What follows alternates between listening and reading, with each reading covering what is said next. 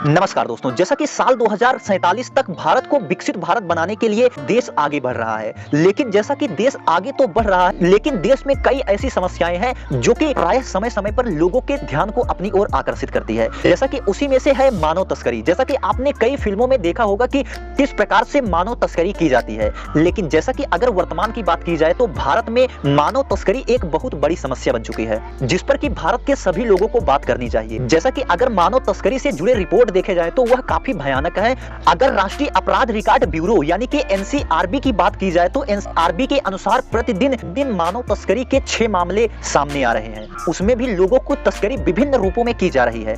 किसी लोगों की तस्करी इसलिए की जा रही है क्योंकि उनसे काम लिया जा रहा है, किसी का यौन शोषण किया जा रहा है, इसके साथ साथ वैश्यवृत्ति के लिए भी मानव तस्करी की जा रही है। जैसा कि ये ऐसे प्रमुख बिंदु हैं जिसके लिए ज्यादा से ज्यादा संख्या में मानव तस्करी हो रही है। यानी कि जब लोगों का तस्करी किया जाता है तो ऐसे में इनसे विभिन्न तरह के कार्य कराए जाते हैं। जैसा कि अगर आंकड़ों के मुताबिक देखें तो करीब 3 साल में वर्ष 2020 से लेकर के 2022 में यानी कि इस कुकृत्य में 24% का इजाफा हुआ है। जहां 2020 में 1714 मामले दर्ज हुए थे, वहीं 2022 में यह बढ़कर के 2250 हो गया। चिंता की बात यह है कि 16% मामले में पुलिस आरोप पत्र ही दाखिल नहीं करती। अगर मानव तस्करी की श्रेणी की बात की जाए तो दुनिया भर में भारत टियर 2 में आता है। टियर 2 से मतलब है कि टियर 2 उन श्रेणी में आता है, यानी कि भारत उन श्रेणियों में आता है जहां की मानव तस्करी रोकने के लिए सरकारें न्यूनतम प्रयास भी नहीं कर रही हैं, यानी कि न्यूनतम मानकों को भी पूरा नहीं कर रही हैं। अगर एनसीआरबी की रिपोर्ट के अनुसार बात की जाए तो इसमें महिलाओं की तस्करी ज्यादा की जा रही है। जैसा कि जो भी मानव तस्कर हैं वह ज्यादा करके महिलाओं की तस्करी करते हैं।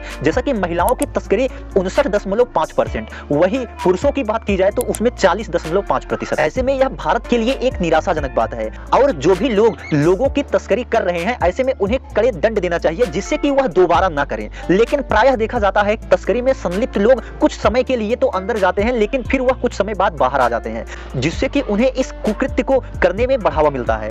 ऐसे में मानव तस्करी पर आपके क्या विचार हैं, हमें कमेंट्स के माध्यम से अवश्य बताएं। मिलते हैं अगले वीडियो में ऐसे ही बेहतरीन टॉपिकों के साथ। तब तक के लिए